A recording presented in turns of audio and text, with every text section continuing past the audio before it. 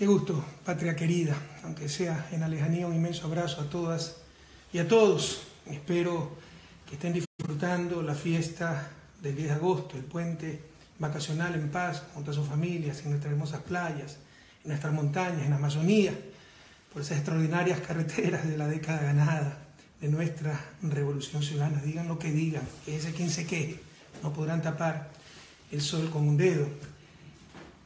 Yo esperaba, sinceramente, retirarme de la política, por eso vine a Bélgica, y retirarme definitivamente, lo dije en algunas ocasiones, pero por lo menos algunos años.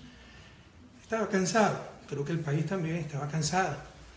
Mi familia fue la gran sacrificada, venir acá a tener un poco de paz, devolverle a mi familia 10 años, que estuve muy poco con ellos. Pensé que dejaba la patria en Puerto Seguro. Habíamos ganado la presidencia. Con el favor del pueblo ecuatoriano habíamos ganado la mayoría en la asamblea. Ahora me doy cuenta lo ingenuo que fui. Esto realmente ha sido una pesadilla. El mismo que decía en campaña, pueden revisar, Lenín Moreno Garcés, que yo era el mejor presidente de la historia del Ecuador. Aquellos que decían, Lenín Moreno en sus discursos, que sus nietos, sus descendientes, iban a escuchar que ellos trabajaron con Rafael Correa en una revolución que ya es leyenda. Los mismos que se despidieron de mí el 24 de mayo, llamándome nuestro eterno presidente. Ahora dicen que soy jefe de una mafia, que he dejado quebrado el país. Ahora resulta que todo ha estado mal. Han sido tan solo lobos disfrazados de corderos. Frente a esta avalancha impresionante de infamias, ya sin equilibrio, ya no hay enlaces sabatinos, ya no es un gobierno que diga la verdad. Escuchamos el gobierno mentiras y la prensa refuerza y es cómplice en esas mentiras. Frente a la ausencia de prensa independiente, de quien diga la verdad. Voy a retomar, cuando sea necesario, no cada sábado, los enlaces ciudadanos, esta vez con ayuda de la tecnología, por Facebook, utilizando internet. La ventaja es que no está aquí el Mashi, así que no tenemos que aguantar sus chistes agrios. Insisto, esto será cuando sea necesario, se anunciará convenientemente, con anticipación. Serán enlaces que espero no duren más allá de una hora y es para dar información. Ojalá puedan tener lápiz, papel para apuntar. Y no va a ser cada sábado, sino cuando sea necesario para aclarar tantas mentiras. En primer lugar, quiero aclarar una mentira que la han rodado años. No encuentro el departamento, mi departamentito en Bélgica. ¿Se acuerdan que para cada elección sacaban la foto de una mansión, un castillo? La mansión de Correa en Bélgica. Vamos a ver la mansión del jefe de la mafia. Aquí está. Esta es la puerta, ¿la pueden ver? En la sala, es un sofá cama. El comedor, me voy un poquito para atrás para que vean todo. En un solo ambiente, sala, comedor, cocina.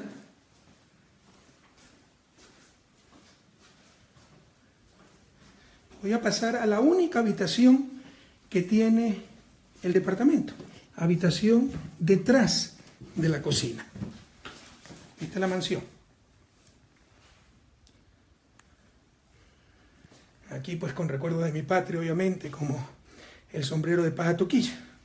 Entonces, en verdad, se trata de un departamento de una habitación para una pareja de estudiantes, en el que se puede estar por vacaciones, apretados, en el sofá cama, arreglándonos como podamos. Realmente para vivir era demasiado pequeño, en consecuencia pues incluso he tenido que arrendar un departamento un poco más amplio y voy a tratar de hacer aquí mi oficina, poner mi escritorio, mis libros. Traje como 200 kilos en libros porque me quería dedicar a la vida académica. Una de las tantas mentiras que se dijeron, eso es lo que hemos tenido que aguantar 10 años. 10 años de infamia, calumnia. Sí cansa, compañeros, sí cansa. Pero bueno, como siempre decimos, nos pueden doblar pero no quebrar. Ahora nos hablan de diálogo. Qué bueno, yo me pasé dialogando 10 años.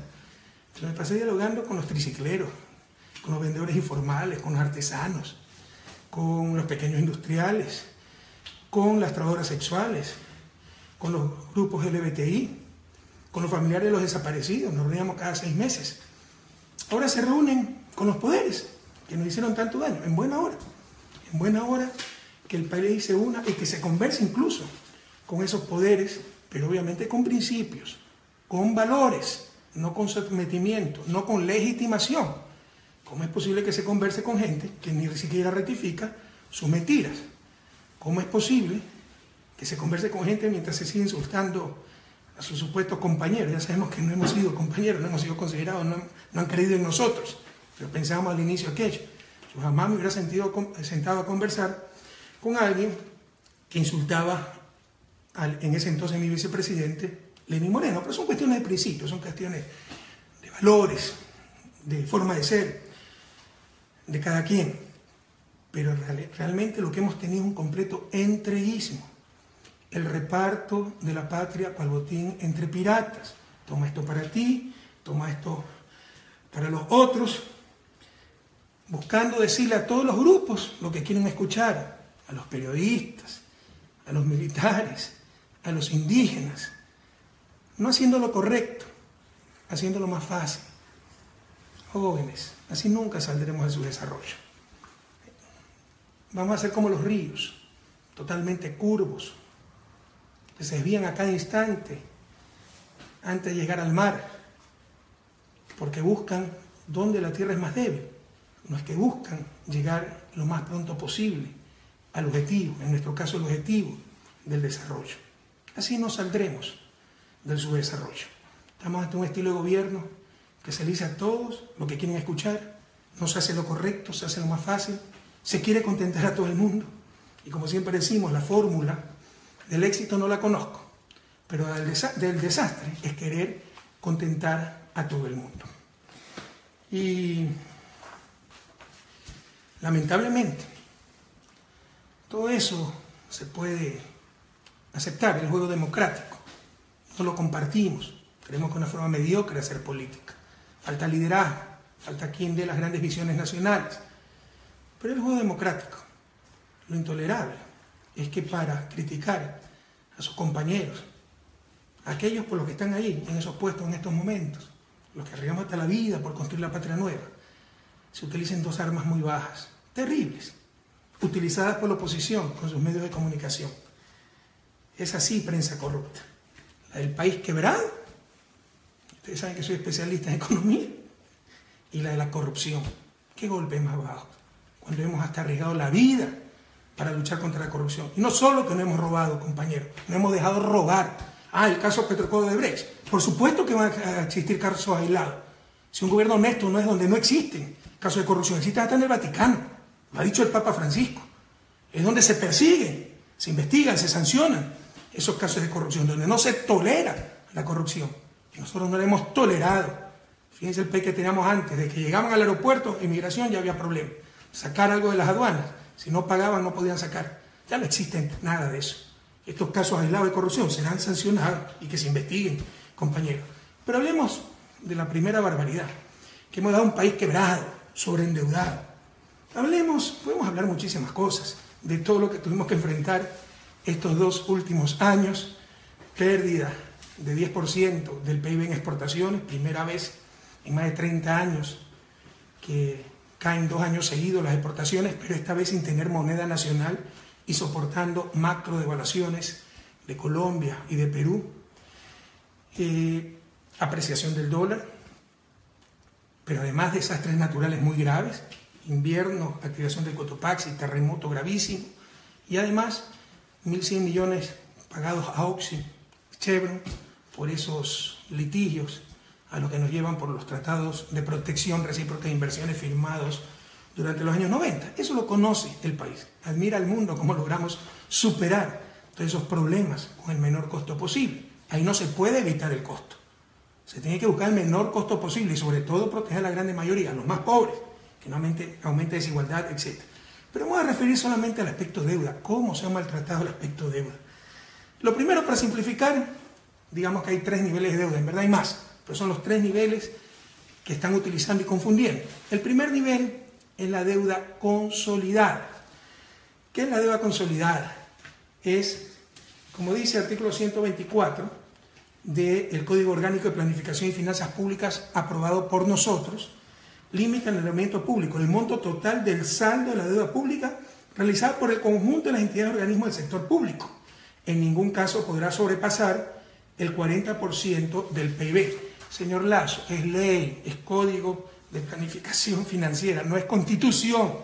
Usted quiso ser presidente de la República y supongo que todavía quiere. 2 veces ha sido candidato y ni siquiera sabe que esto no es principio constitucional, sino es ley que nosotros mismos aprobamos. El señor Lasso manifestaba, de acuerdo a la Constitución, no se puede pasar del 40%. Pero ¿qué nos dice? Es el conjunto de las organizaciones e instituciones del sector público. Queremos saber cuánto debe ese conjunto. Es como cuánto debe una familia. Sería un absurdo, para saber la capacidad de pago de esa familia, que yo contabilice cuánto le debe el papá a la mamá o el hijo a la mamá. Tenemos que contabilizar cuánto le debe el papá al vecino, la mamá al banco, el hijo al compañero. Es decir, lo externo a la familia. Eso se llama deuda consolidada. Y aquí no estamos inventando nada nuevo. Está en el Manual de Finanzas Públicas del Fondo Monetario Internacional. Pero a cierta gente le gusta el Fondo Monetario de acuerdo a sus conveniencias. Y está en el reglamento del Código Orgánico de Planificación. Cómo se mide, para fines legales, ¿no?, el nivel de endeudamiento con la deuda consolidada. Es decir, se netea la deuda al interior del sector público. Pregunten a la Comisión de Presupuesto, ya se mandó el presupuesto para este año. Y ahí ponen como deuda la deuda consolidada. Pero por marketing político, el discurso es otro, ¿no?, que la deuda es 3 veces más grande. Pero, más aún, salgamos del país. Vayan a The Economist, la revista más importante de economía, y que no nos quiere mucho, nos vive criticando. Vayan a su página de deuda. Esto lo voy a subir más tarde en mi Facebook. HTTP es la página más importante que conozco, más completa, más didáctica. http://www.economist.com/global-debt/clock. Se los voy a subir, insisto, a mi Facebook. Y ahí verán pues las mismas cifras. Y verán cómo en los 10 años de Revolución Ciudadana ellos clasifican a los países de verde, los que tienen bajo endeudamiento, hasta rojo intenso, los que tienen mucho endeudamiento. En los 10 años de Revolución Ciudadana, Ecuador ha estado en verde. Esto debería ser suficiente para cualquier persona de recta intención, de buena fe. Estamos ante politiquería, no estamos en un discurso técnico y peor aún, que busque la verdad. Esa deuda consolidada, compañeros, en mayo del 2017 fue de 27.7%, mucho más abajo que el techo de 40%. Y para efecto de comparación, yo llegué como ministro de Economía y Finanzas en abril del 2005. Al 2004, a fines del 2004, esa misma deuda era 32.1%. Es decir, sin terremoto, sin desplome de exportaciones, sin ningún problema económico, la deuda era mayor en el 2004 que en el 2017. Y nadie decía nada, porque se trata de simple politiquería, compatriotas. Politiquería. ¿Cuál es el otro concepto de deuda que utilizan? La llamada deuda agregada. Ahí sí se suma lo que el papá le debe a la mamá, lo que el papá le debe al hijo. Ah, pero entonces está bien, es para ver la capacidad de pago del papá.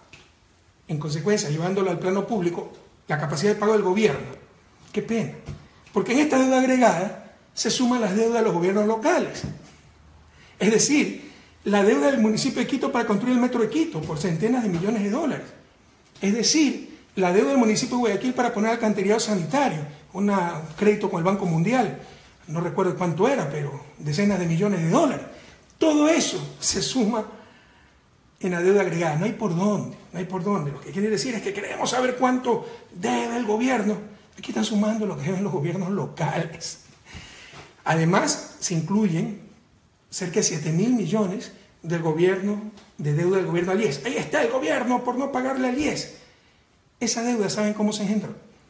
Eran los 1.000 millones anuales que teníamos que pagar innecesariamente por un 40% de subsidio a las pensiones jubilares, pese a que el IES tenía excedentes de liquidez. Era un absurdo total económico. ese subsidio. Yo lo suspendí, por eso me dijeron enemigo del IES. No entienden que todas las cosas salen del mismo sitio, de los recursos del pueblo ecuatoriano. En todo caso, en 2004, cuando yo llegué como ministro de Finanzas, abril de 2005, sin obras, sin servicios públicos, con carreteras destruidas, sin hidroeléctricas, sin multipropósitos, sin desastres naturales, con sueldos de miseria de la policía, los maestros, los soldados, los médicos. En el 2004, esa deuda agregada era 39.8%. Ahora es 41%. Pesa todo lo que nos ha pasado. Y nadie decía que había crisis, porque se trata de pura politiquería o de gente que no sabe lo que habla. Y vamos al tercer concepto que estamos utilizando, que ya no es deuda, es cualquier cosa. Han sumado todo, peras con camello, carro con arena, qué sé yo, han sumado de todo. Nunca se ha hecho eso, nunca. Ustedes revisen si hay alguna serie estadística. En los dos conceptos anteriores hay serie estadística, siempre se han utilizado esos conceptos. En esto que han sumado hasta pasivos contingentes, es decir, lo que podría ocurrir, ¿ya? Eso nunca se ha hecho. Nunca se ha hecho y por eso no hay estadística. Pero nosotros hicimos un ejercicio para calcular cuánto hubiera sido eso en el 2006. Quiero decirles que cuando yo fui ministro, abril del 2005, recibí atraso de $600 millones en una economía de $40 millones, 1.5 más o menos del PIB. Siempre ha habido atrasos, pero nunca se contabilizaba. Cuando llegué como presidente en el 2007, solo la contingencia de Oxy nos tenía demandados por $3.200 millones, con intereses. Esto llegaba casi a $4.000 millones. En una economía de menos de $50.000 millones, esto era 8.5% más o menos del PIB. 8.5% solo la contingencia de Oxy. ¿Se imaginan si yo sumaba todo esto para decirle el Ecuador está en crisis y justificar subida del gas, la gasolina, como siempre hacía? Nunca se ha hecho esto. Por primera vez quieren sumar todo, torturar los números hasta que confiesen lo que ellos quieren escuchar. Pero hemos hecho el ejercicio para el 2006, lo hizo Fausto Herrera, nuestro ministro de Finanzas, y actualmente, sumando todo, hasta lo que pudiera ocurrir, los pasivos contingentes, me parece que hasta la deuda del IES, que ni siquiera está en firme, y la tienen que pagar también, de acuerdo al informe de Contraloría, empresarios y trabajadores, está en 55% actualmente, esa suma de todo, no sé cómo llamarlo, porque no existe esa categoría en finanzas públicas, la suma de todo, hasta pasivo contingente, hasta lo que se les ocurrió. Bueno, en el 2006, si sumábamos todo eso, hubiera sido 65% del PIB. Y a nadie se le ocurría decir que la situación era crítica. Puro show, puro marketing político, para justificar medidas, paquetazos, justificar mediocridad y para dañar a la gente que 10 años sacó adelante este país en las más extremas condiciones los 2 últimos años. Pero ni así le dan la cifra. Ustedes vengan a Europa y hablen de un total de deuda PIB del 55%, y con todo respeto se les mata de la risa, porque aquí estamos en Bélgica, ¿no?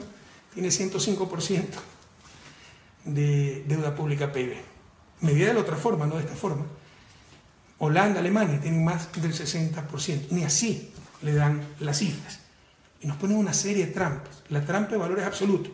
La deuda se triplicó y comparan en valores absolutos la deuda de una economía de 40.000 millones con una economía de más de 100.000 millones.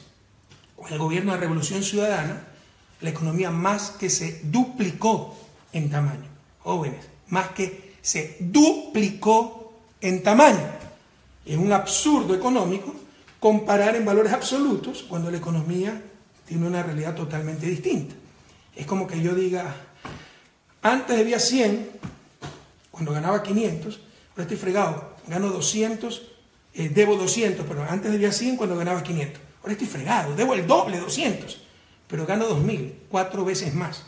Por supuesto que estoy mejor. En el primer caso, $100 de $500 es 20%. En el segundo caso, $200 de $2.000 es el 10%. Eso es lo obvio. Por eso se mide en relación al tamaño de la economía. En mi ejemplo, en relación al tamaño del ingreso. Pero midiendo en valores absolutos, esa persona, en mi ejemplo, duplicó su deuda. Son absurdos que no hace ni un joven de primer año de economía.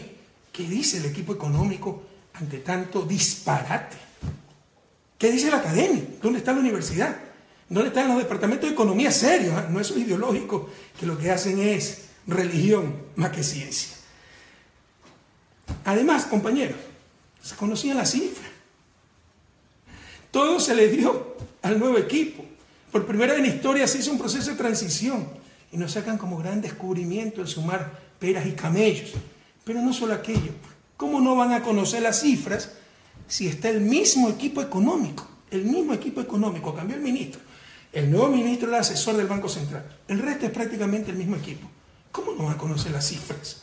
Pero nos las presentaron como un descubrimiento para decirle que no había mesa servida y que la situación era crítica.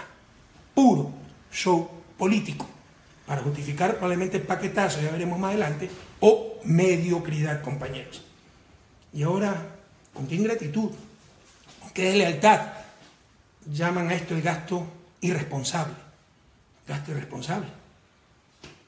La misión Manuel Espejo, para la que di 90 millones de dólares, fue gasto irresponsable. La delegación de Lenín Moreno en Ginebra durante 4 años, representando a los discapacitados, fue gasto irresponsable, que nos digan, pero seriamente, sin tonterías. ¿Dónde está ese gasto irresponsable? Irresponsable. Era no hacer hidroeléctricas, pues, por lo cual perdíamos miles de millones anuales. Irresponsable era no hacer multipropósitos. Y nuestros campesinos perdían sus cosechas, pues, centenas de millones, que no se registraban en ningún lado. Era tan solo arruinar la vida de la gente. Irresponsable era no tener carreteras, no tener escuelas decentes, no tener subcentros de salud, no tener hospitales. No me hablen de responsabilidad. Responsables fueron los que nunca hicieron nada por este país. ¿Cuál es la verdad, queridos jóvenes, compatriotas? ¿Cuál es la verdad? No saben cómo financiar sus demagógicas ofertas de campaña. No saben cómo financiar sus demagógicas ofertas de campaña. Una de ellas, 325.000 casas. Y dicen que 60% van a ser totalmente gratis. Porque por último uno podría pensar que las venden, recuperan el dinero y vuelven a trabajar con ese dinero. En realidad eso es imposible, porque una casa se paga en el largo plazo. Necesitan un flujo muy grande. Pero además han dicho que el 60% de esas casas serán gratis. Volvimos a la política del mercadillo, del mercado, de la ganga, de las ofertas a diestra y siniestra, sin responsabilidad, sin decir cómo se van a financiar esas ofertas de campaña. 325.000 casas en el periodo de gobierno significan, hagan las cuentas, 81.250 casas por año. 81.250 casas por año. Es decir, 223 casas diarias. ¿Saben cuántas casas deberían tener hechas? Y si quieren ser más exquisitos, casi 10 casas por hora. Pero más allá de eso, asumiendo que esas casas para clases populares, ¿no?, vivienda social se llama, cuesten $15.000, que no cuestan, cuestan por lo menos $20.000. La construcción, el terreno con servicios, a no ser que quieran poner casas en terrenos sin servicio, lo cual sería una irresponsabilidad.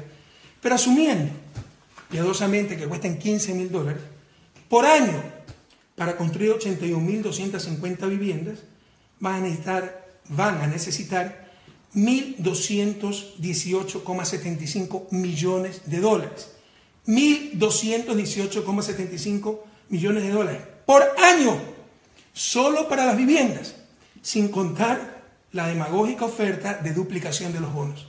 ¿De dónde van a sacar esa plata? Como saben que no la van a poder sacar, como saben que en el presupuesto no han incluido las viviendas ni la duplicación del bono, ya está la proforma presupuestaria. Pregúntenle al presidente de la comisión si han incluido las ofertas de campaña. No están, porque no tenían financiamiento. Ahora tratan de justificar su demagogia, diciendo que entonces que todo estaba mal y por eso no van a poder cumplir las ofertas, o justificando para darnos un paquetazo y ahí tratar de hacer algunas casas. No nos dejemos engañar, esa es la verdad. Han hecho ofertas absolutamente demagógicas sin financiamiento. Y ahora nos dicen que la van a financiar con la venta del avión presidencial.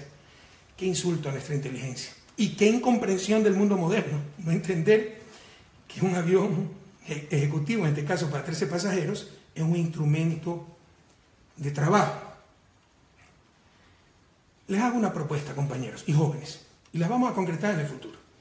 Vamos a ver si las ponemos en el blog Economía en Bicicleta. También hemos hecho un instituto de pensamiento político y económico, Eloy Alfaro, para generar este pensamiento, para buscar transparencia en la política. Les propongo un observatorio ciudadano, para vigilar, pues, que se hagan las 223 casas por día que han ofrecido. 223 casas por día.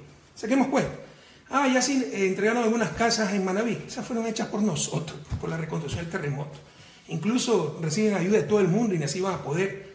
En Guayaquil también tiene un programa que iba a construir Nebot, ya le pasó las casas, el costo de las casas al gobierno. Pero ni aún así van a poder cumplir con esto. Dijeron que lo iban a financiar vendiendo los bienes inmobiliarios, que iban a obtener 307 millones. Ya se vendieron los bienes inmobiliarios. Sacamos unos 80 millones, el resto de bienes no eran comerciales. No sé si van a obtener más bienes de alguna empresa pública privatizando. En todo caso, saquemos cuenta. Vamos, cada día viendo cuánto venden. Les insisto, tienen que construir 223 casas por día. Tienen que vender 307 millones de bienes. Todo eso nos han dicho. Dijeron que iban a vender los carros de lujo. La presidencia no tenía carros de lujo. Y hasta donde recuerdo, el único carro de lujo que había era en la vicepresidencia, cuando Lenín Moreno era vicepresidente.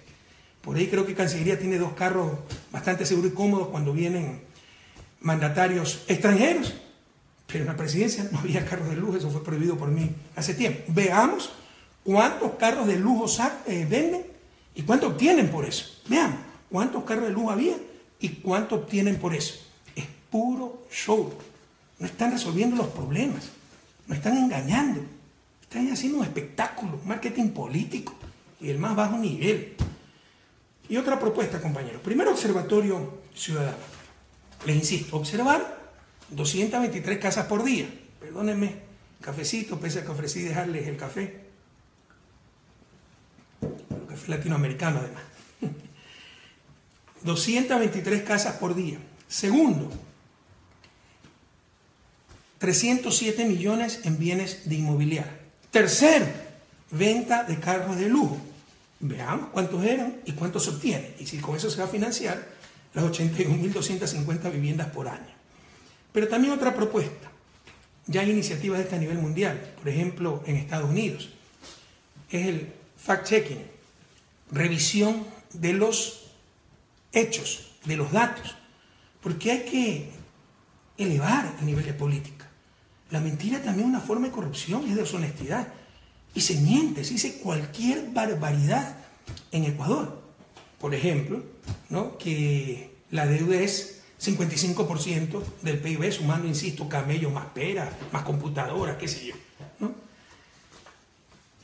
Entonces, verifiquemos los datos. Un ejemplo concreto, deuda. También le vamos a mandar en los próximos días el sitio donde vamos a hacer este fact-checking. Comprobación de hecho. Cosa que dice un ministro, cosa que dice el presidente, cosa que dice el gobierno, cualquier político, lo verificamos y decimos falso, verdadero, incompleto, impreciso, verdad a medias. Y se explica qué es lo que ha pasado. Porque ya basta de hablar cualquier cosa. Y aquí hay una complicidad terrible de los medios de comunicación.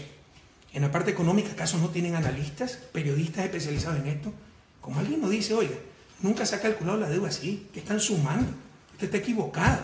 Nunca se dice aquello, nunca se hace aquello. Y la demagogia también es corrupción. La demagogia también es corrupción, compañeros. Es el país del pasado. La traición no es solo a mí, es a todo un pueblo. La demagogia es corrupción. Y ya que hablamos de corrupción, entremos al segundo punto. Primer punto con el que quisieron atacarnos de forma muy desleal, tergiversando cifras. Y qué pena que ahí esté el mismo equipo económico. Por favor, qué ética profesional manejan. Si callan ante las barbaridades que se están diciendo, ustedes saben que se están mintiendo. ¿Cómo pueden seguir ahí si saben que se está mintiendo? El primer golpe bajo fue decirle a la oposición y a la prensa lo que querían escuchar. Y para la prensa corrupta, falta de profesionalismo, transparentar las cifras es que le digan lo que querían escuchar. Las cifras son mentirosas, ya lo hemos demostrado. Y cualquier duda, les repito, para que nadie se me olvide, vayan a la página de Economics, la página tal vez más importante del mundo, se las voy a poner porque aquí se ve al revés, se los voy a poner la dirección en mi página Facebook, http://www.economist.com/content/global-debt, deuda en inglés, _clock, reloj, ¿no? Y vean cómo Ecuador siempre está en verde, y tienen el comparativo a nivel mundial. Y es un software muy bonito, y pueden poner la deuda de Ecuador total, per cápita, la deuda de Estados Unidos, la deuda de España, y comparar qué país tiene menos deuda. No hay dónde perderse. Pero el segundo golpe bajo, estamos defendiendo a los traidores que nos engañaron, traicionaron a su patria, a la revolución, con hechos de corrupción. Se dejaron vencer por la adoración al dinero. Hemos sido los primeros indignados. Pedimos disculpas al país por eso. Pero somos responsables. Yo creo que soy responsable políticamente. Pero la responsabilidad política, para ser sancionada, es que si retrocedimos en los controles, y por eso ocurrieron las cosas. O hemos mejorado muchísimo los controles, pero suceden las cosas que suceden, como el caso de Brecha, en 12 países, no solo en Ecuador, que sucede en el Vaticano. Entonces, pero nos quieren hacer hasta culpables, cómplices de esos casos de corrupción con una bajeza impresionante. Yo les puedo decir, con la frente en alto, con la mirada clara, que no hay gobierno que haya luchado más contra la corrupción que mi gobierno. Ha habido 2 casos de corrupción, pero si eso nadie ha garantizado. Mañana puede haber un caso de corrupción en este gobierno, todo el gobierno es corrupto. Mañana hay un cura pedófilo, todos los curas son corruptos. La conferencia episcopal es dañada. Por el amor de Dios, ¿cómo podemos tratar con tanta ligereza estas cosas? Pero recuerden ustedes, ya no existe esa corrupción generalizada, institucionalizada, evidente, descarada, tolerada. Por ejemplo, registro civil, Telefónica, perdían centenas de millones de dólares, ahora nos dan centenas de millones de dólares. Aduanas, migración, policía, sistema judicial, sistema de compras públicas que no existía. Hoy tenemos el sistema más moderno de América Latina. No significa que es infalible, pero es el mejor de América Latina. Hemos mejorado muchísimo. Ahora los pequeños empresarios pueden venderle al Estado, y algunas, con su silencio, caen a complicidad, compañeros. ¿Dónde están esos pequeños empresarios para decir claramente, yo ya puedo participar de concursos, yo nunca he dado una coima, ha ganado el mejor? Ustedes saben que es cierto lo que digo, pero algunas veces el silencio de los buenos es tal vez más grave que las calumnias de los malos, compañeros. Hay que decir las cosas, hay que dar testimonio. También estaba la corrupción en cuanto a la evasión de impuestos. Ustedes nos quieren hacer creer que la corrupción es patrimonio del sector público. Había mucha corrupción en el sector privado. Se evadía impuestos, eso ya no existe. La corrupción en el no hacer. No se hacían hidroeléctricas para mantener el negocio de las barcazas.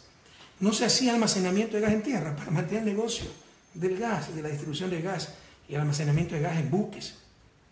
La corrupción del no hacer. Ya nada de eso existe. Ocurre el caso Petroecuador. Lo tratan, como siempre, de politizar, y está prácticamente resuelto. Y resulta que el cabecilla, además de Carlos Pareja Llanuselli, en buena hora haya regresado al país, es Carlos Pareja Cordero. Pero Charlie Pareja Cordero, compañeros, no es cualquier hijo de vecino, no es cualquier pelo de cochino. Fue el secretario privado del presidente León Férez Cordero en el gobierno social cristiano. Fue jefe de campaña de Jaime Nebot en su candidatura presidencial. Era un altísimo, no solo alto, altísimo dirigente social cristiano. Entonces, como le salió el tiro por la culata, resulta que el jefe de la mafia, ahí sí la mafia, que había quedado en Petroecuador, porque recuerden, cuando yo llegué al gobierno, la corrupción en Petroecuador era tan grave y tan generalizada que tuve que declarar la emergencia y mandar a la Marina. ¿Se acuerdan o no? Tuve que mandar a la Armada Nacional para que transparentar, arreglar Petroecuador, porque estaba secuestrada por la corrupción, la desorganización, la ineficiencia. Lamentablemente quedaron ciertos brotes de corrupción, pero esta mafia que quedó ya está resuelto, ya está demostrado, ya está fugado también este tipo. era manejado por Carlos Pareja Cordero, altísimo dirigente, no de Alianza País, social cristiano. Y por eso ya dejó de hablar la prensa de este caso. Y ahora tal vez lo va a retomar porque regresa Carlos Pareja Yanuseli. Qué bueno que regrese, que dé la cara a la justicia. Pues recuerden lo que intentó hacer en la campaña. Hablar mal del vicepresidente para hacernos perder las elecciones sin prueba alguna. Ahora que ven que probablemente es la oposición la que ganó de todas formas las elecciones, ahí lo traen de regreso y que se haya dado un acuerdo. O digamos, no hay acuerdo, dicen, que se ha querido entregar solito. Ya estoy viejo para creer en esas cosas, ojalá me equivoque, pero preparémonos para un nuevo show. Las cosas que diga este corrupto tiene que probarlas, y si quiere que con un polígrafo, ahora sí de verdad, no haciendo show, sino con un polígrafo de verdad, responda a la pregunta si Jorge Glass Espinel, vicepresidente de la República, conocía de las coimas que ellos estaban recibiendo. Pero esa pregunta concreta, no generalidades de que Jorge Glass conocía de todo. Recuerden que mi hermano Fabricio Correa dijo lo mismo cuando hizo contratos ilegales, ¿no?, para tratar de involucrarme. Rafael conoce de todo. Había que preguntarle si conocía de sus contratos y no los conocía. Acá hay que preguntarle con polígrafo si es que Jorge Glass Espinel conocía de las coimas que estaban recibiendo. Qué bueno que lo hayan logrado traer a Carlos Pareja. Es interesante ver cómo en nuestro gobierno los corruptos huían, en este gobierno los corruptos se entregan. Intermediario, el presidente de la Asamblea, Pepe Serrano. ¿Qué rayos hace un presidente de la Asamblea intermediario para estas cosas? Suena rarísimo. Ojalá me equivoque, pero recuerden, Carlos Pareja es manejado por los Isaías. Demostramos que las declaraciones que dio eran en el mismo hotel donde habían dado las declaraciones los Isaías. Los Isaías manejan a Bucarán. Bucarán es aliado del gobierno, porque se hizo un pacto para entregarle las eléctricas. Viajó el 5 de mayo Pepe Serrano, presidente de la Asamblea actual, y Eduardo Manga, secretario de la presidencia actual, a Panamá a pactar con Bucarán. Y, las casualidades de la vida, ahora regresa Carlos Pareja Yanuseli. En buena hora que responda ante la justicia por todas sus fechorías, por todas sus traiciones. Yo reconozco mis limitaciones, yo no soy bueno para negociar con corruptos. A mí les puedo mostrar, se los mostré alguna sabatina, me mandó un par de mails, uno de ellos diciendo que no involucraba a su familia, y con la frontalidad que me caracteriza yo le digo, pero si tu familia está involucrada, aquí están los depósitos, etc. ¿Ya? Entonces ahí se destapó contra nosotros. Tenemos que estar muy atentos si no hay un acuerdo entre bastidores a espaldas del pueblo ecuatoriano, y ojalá me equivoque, pero creo que debemos estar preparados para un nuevo show. Y diga lo que diga, un corrupto tiene que probarlo, compañero. Yo creo que viene es como peón en un tablero de ajedrez para hacer politiquería.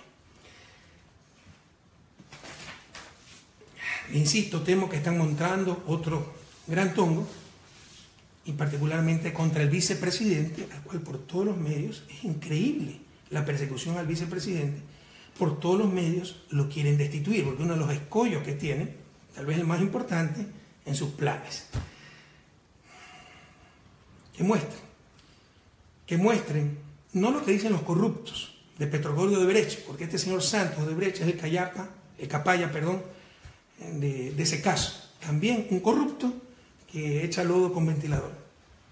Que muestren, pero con pruebas, si Jorge Glass recibió 20 centavos. Si no, a defender a nuestro vicepresidente con todo el alma. Se está queriendo triturar a un hombre honesto, compañero, a un hombre inocente. Y a mí no me importa mi carrera política y tonterías así. Me importan mis principios. Y siempre defenderé a un hombre bueno, a un hombre inocente. Y si las piedras tienen que gritar, que griten. No podemos callar ante tanta injusticia.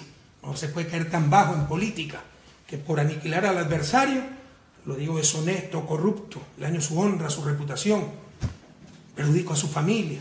No podemos aceptar esa clase de cosas. Que digan lo que quieran los corruptos, pero tendrán que probarlo. Y ojalá que, no sé si ya regresó Pepe Serrano en Miami, para ver si trae a Pedro Delgado y los Isaías también, ya que anda tan agencioso. El otro caso de corrupción, caso Odebrecht, ¿cómo se politizó también eso? Nunca dijeron que nosotros lo habíamos empezado a investigar, que en base a pruebas débiles, rumores evidencia suelta, hicimos lo posible para detectar cuentas, detectar casas, oficinas. Había que esperar hasta el 1 de junio, que era el día en que la Fiscalía de Brasil daba a conocer las delaciones de los corruptos de Odebrecht, que se podía actuar. Pero es una ingenuidad pensar que el fiscal de la Nación fue a Brasil el 1 de junio y ese mismo rato se hicieron allanamientos para 5 o 6 personas en casi 20 localidades, ¿no? Oficinas, casas, todo eso estaba listo. Eso no se hizo en una semana, fue trabajo de varias semanas, compañeros. Ocurrió en 12 países este caso, pero solo aquí llamaron hasta la ONU. ¿Se acuerdan que llamaron a la ONU? Puro show, ¿dónde está esa comisión de la ONU? Pero era para diferenciarse y hacernos quedar como corruptos a todos. No hay derecho, compañero. Una puñalada en la espalda. Para aquellos que, insisto, no hemos robado ni hemos dejado robar. Hicieron un frente anticorrupción. La situación era tan grave que hacer un frente anticorrupción. Y el problema era la democracia sin controles, que nos lleva al autoritarismo y la corrupción. Es decir, democracia sin controles también hay en los otros 11 países. Ya basta. A no hacer politiquería con la lucha contra la corrupción, compatriotas. Lo que nos hablan de falta de controles. ¿Me pueden decir cómo se controla una coima en una cuenta secreta en un paraíso fiscal? Ya hemos dado el primer paso, nosotros sí, serio. Aprobando la consulta popular para prohibir a los servidores públicos operaciones en paraísos fiscales. Pero ¿cómo ustedes evitan una coima en una cuenta secreta en un paraíso fiscal? ¿Qué clase de controles necesitan? ¿Un parapsicólogo? Basta, se dice falta de controles, que nos digan que falta de control. No, es que hubo contratos a dedo, pero si también ha habido irregularidades en contratos por concursos, y concursos vigilados, por ejemplo, por el Banco de Desarrollo del Brasil, que era el que financiaba. Y lo que hacía Odebrecht era sobornar a un funcionario a nivel medio para que ponga 20 años de experiencia como requisito y solo lo tenía Odebrecht. Y como los otros iban a reclamar, lo que hacía era darle plata a los otros. Corrupción entre privados, corrupción privada también. Entonces no es cierto que es porque se han dado los contratos a dedo. Ha habido coimas en contratos a dedo, pero también en contratos con concursos. No nos engañemos, compañeros. Y estas cosas pueden pasar, más aún con el nivel de inversión que nosotros hemos tenido. Pero lo importante es que si se detectan, hay que sancionarlas con todo el rigor. Es lo mismo, es la misma táctica, ¿no? En el caso de Brecht, o sea, ocurrió en 12 países, pero aquí es donde todo ha sido corrupto, donde el problema es que no ha habido democracia, o no ha habido controles, ha habido autoritarismo, corrupción. Es lo mismo que la recesión que sufrimos. Fue una recesión en toda América Latina. Lean, por favor. En toda América Latina, ¿no? Y me salió un mensajito aquí, es el problema de la tecnología. Pero es aquí que es fruto de las malas políticas económicas. Y así se burlan de nuestra buena fe, se burlan de nosotros. Puro show, haciendo la lucha contra la corrupción un instrumento de politiquería. Pedimos disculpas, le insisto, al pueblo ecuatoriano por estos casos, donde no se tiene que generalizar, pero se tiene que investigar absolutamente todo. Caso que ha estado pasando al menos en 1987, con el trasvase Chongón-San Vicente, gobierno social cristiano. Salió una lista previa, ya de eso no habla la prensa. Pero si algo demuestra el caso Odebrecht, es hasta dónde puede llegar una empresa privada corrupta y corruptora. No nos engañemos, no puede haber corrupción en el sector público sin corrupción en el sector privado. Y tratan en todo esto de involucrar al vicepresidente, ese es su objetivo. Nos dicen que es el más grande caso de corrupción de la historia. No lo sé, lo dudo. Pero sin duda es una de las más grandes infamias de la historia. Jorge Gras es un tipo inocente, honrado, heroico, todo lo que ha tenido que aguantar. Y honrado de verdad. No solo que no roba, no deja robar, por eso lo odiaban tanto, entre ellos Odebrecht, a quien expulsó de su oficina. Pero se está utilizando también este caso políticamente. Sepan ustedes, también no conocen esto. Nosotros investigamos. Yo vi los audios, o escuché los audios, vi el video. Era evidente cómo trataban de involucrar al vicepresidente. Sepan ustedes que las delaciones se hicieron a principios del 2016. Después, me parece que en junio o julio, regresa este delator, Santos, me parece que es Santos, el corrupto, que trabajaba aquí, para grabar al contralor, al tío vicepresidente, al propio vicepresidente, y en todas esas grabaciones trata de involucrarlo sin jamás lograr su objetivo. Incluso cuando está en la oficina de Jorge para pedir que le paguen una factura atrasada, etc., él mete el tema de campaña para hacerlo caer al vicepresidente, ver si tiene una contribución de campaña. No logra absolutamente nada. Se trata solamente de una persecución brutal. Empezaron con Petroecuador, se les derrumbó Odebrecht, sacaron Caminosca, ahora el Pozo Singue. Cuando se supere todo eso, verán que sacan otros pozos y cualquier cosa, porque además tienen cooptada a la Contraloría General del Estado. Los informes son a pedido. Cualquier contradictor, asambleísta, alcalde, exministro, etcétera, enseguida le cae un informe de Contraloría. Están utilizando a la Contraloría como instrumento de persecución. Vamos a defender a Jorge Glass. Sepan ustedes que Lenín lo defendí hasta hace una semana, en privado. Todos sabemos que el compañero Jorge Glass es un hombre íntegro, honrado, hay que defenderlo, pero nunca lo dijo en público. Esa gente que no salta si no tiene paracaídas, compañeros, todo está calculado ahí.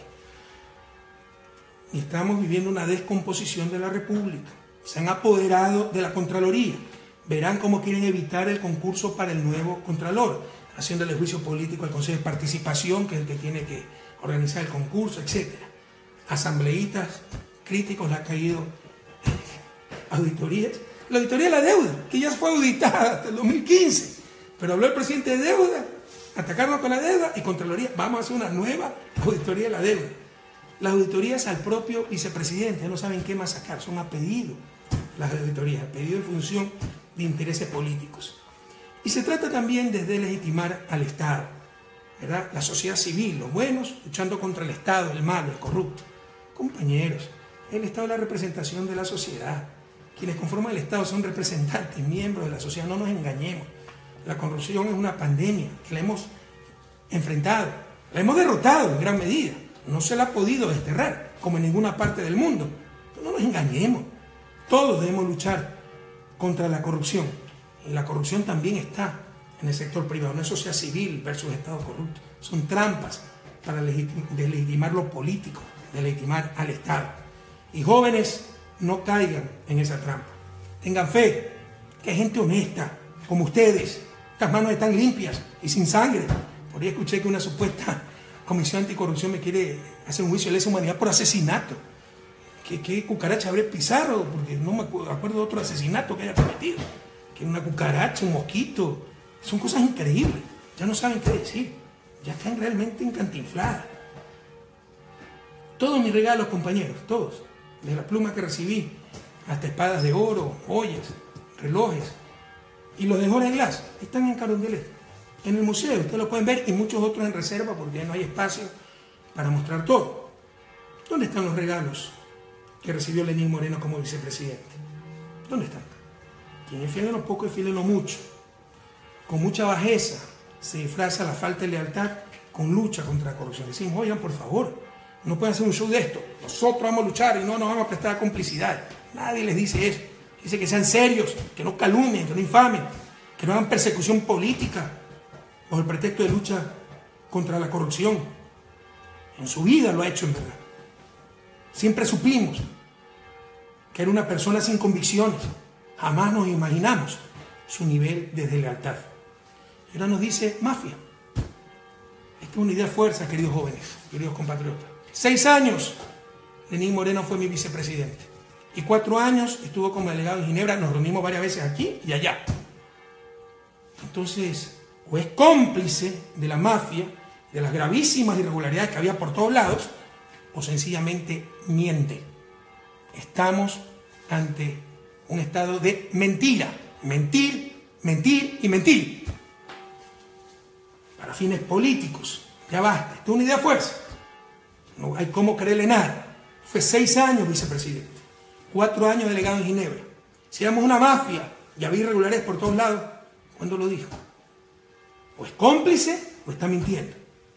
Las mafias están ahora, como el pacto vergonzoso, corrupto con los Bucarán, entregándole las eléctricas, como el pacto con los socialcristianos, donde se le levanta la prisión a un empresario, Leonardo Borer, en buena hora por él. Yo creo que va a ser el último recurso a la prisión. En buena hora por su familia. Pero qué casualidad que solo le levanten la prisión a él, vinculado en el caso Petroecuador. Ese es el acuerdo con los socialcristianos. No nos engañemos. Así se está vendiendo la patria. El escándalo de miles de millones en lavado de dinero de un banco. Ahí sí se hizo el allanamiento en forma confidencial, absoluto secreto, sin fotos, sin prensa. En lo demás sí show, ahí nada. Pero resulta que el dueño del banco era el que le prestaba el avión para la campaña, a Lenín Moreno. ¿Qué va a decir ahora? Por eso es cómplice entonces lo que ha pasado. Es el avión en que fueron a Panamá, pues, a pactar con Abdalá Bucaram. Ahora sí tenemos nuevamente el hombre del maletín en oso. Se veía hace 10 años en el país, tratando de comprar asambleístas, con puestos, con canonjías. Ahora tenemos una Contraloría que persigue a la gente.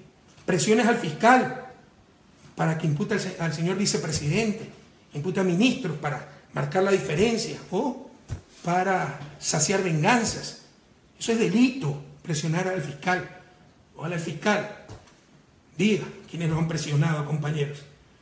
Pero ahora sí parece que el país volvió a la normalidad. Lo normal fueron los últimos 10 años, cuando no había nada de esto. Ahora sí llegó la normalidad y todos los grupos de poder contentos, la prensa, los actores políticos, a revelarnos, pueblo ecuatoriano. No podemos perder lo ganado, no podemos retroceder, volver al pasado. Y no se dejen engañar. Háganse preguntas tan sencillas como esta. ¿Ustedes están mejor o peor económicamente que hace 10 años?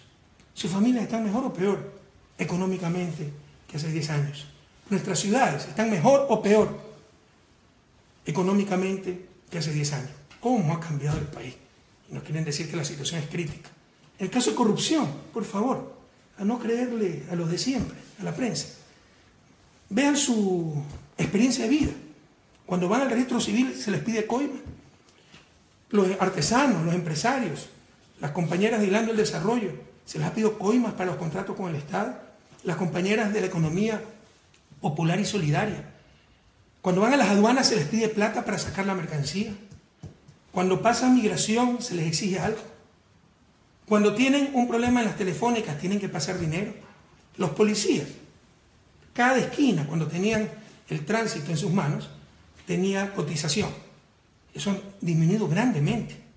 Revisen su vida cotidiana. Es que ustedes ven corrupción generalizada, como era hace 10 años, a no caer en la trampa de los verdaderamente corruptos, de los que se hacían de la vista gorda, de los que creen que ser honesto, honrado, es no robar. Y hasta de eso dudo.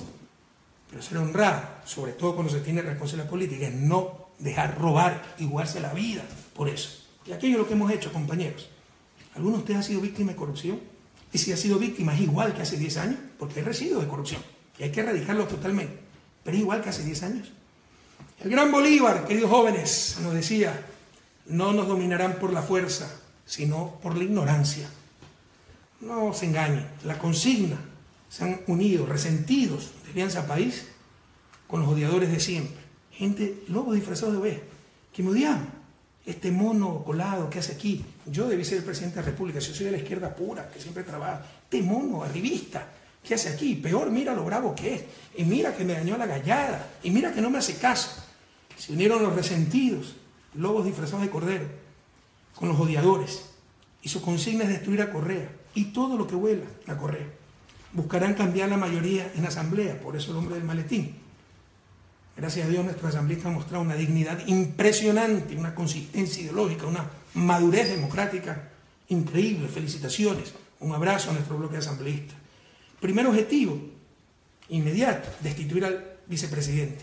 Es un escollo, es una piedra en el camino de lo que buscan, ¿no? Apoderarse de la patria y destruir, insisto, todo lo que vuela a Correa. Su segundo objetivo, derogar leyes claves, incluso con consultas populares, pero con la cancha totalmente inclinada, donde la prensa está descaradamente a favor de ellos. Y el objetivo final, inhabilitarme para otra candidatura. Así sea inconstitucional, porque significaría regresión de derechos. Lo mismo que le están haciendo a Lula. Como tienen terror de que Lula sea candidato porque saben que les gana, ya le han puesto 6 juicios penales a Lula.